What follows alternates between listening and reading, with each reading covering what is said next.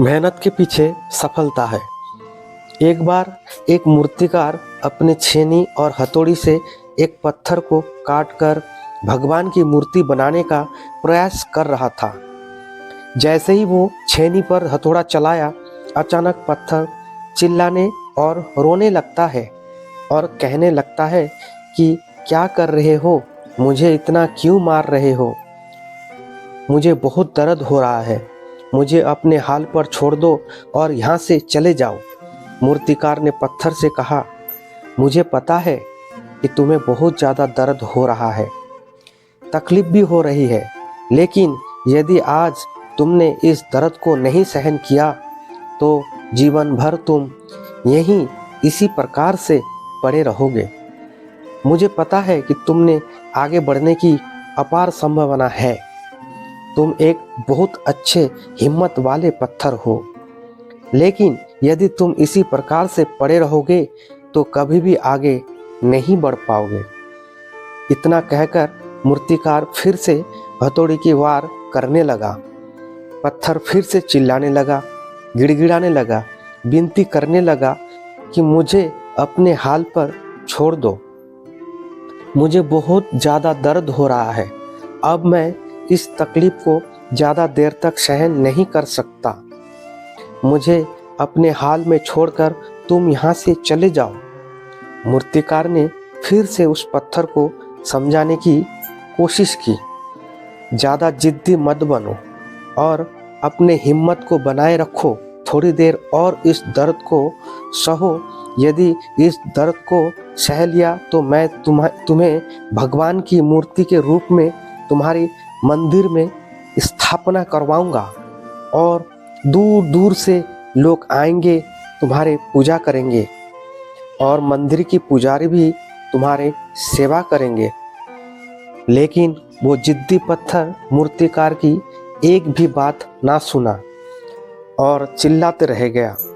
मूर्तिकार में उस पत्थर को समझाने की बहुत कोशिश की, लेकिन वो पत्थर नहीं माना।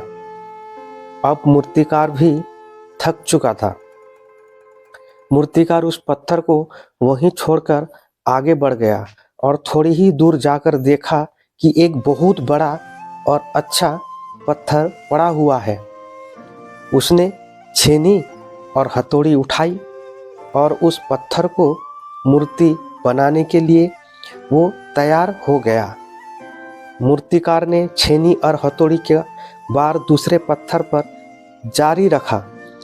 दूसरे पत्थर को भी बहुत ज़्यादा दर्द हुआ, तकलीफ उसे भी हुई, लेकिन उस पत्थर ने तकलीफ और दर्द को बर्दाश्त कर लिया और थोड़ी समय के बाद उस पत्थर ने भगवान की मूर्ति का रूप धारण कर लिया।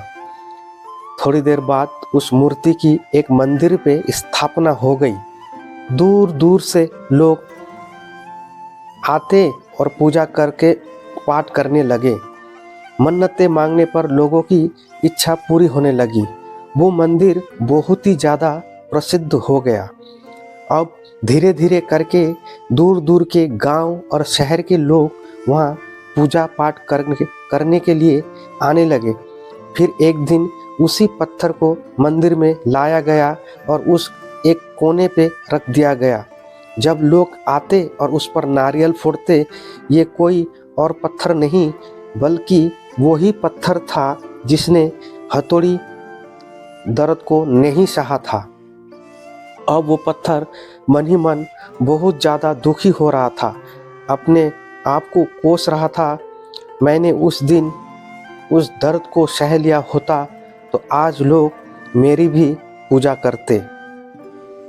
इसलिए आप भी अपने जीवन में हमेशा याद रखिए कि जब भी आप अपने कोई भी कार्य शुरू करें तो शुरुआत में किसी काम को कर रहे हो, पढ़ाई कर रहे हो या कोई भी काम कर रहे हो और तकलीफ हो रही है, तो ज़्यादा मेहनत करना पड़ रहा है, तो आप रुकिएगा मत, हिम्मत करके आगे बढ़े।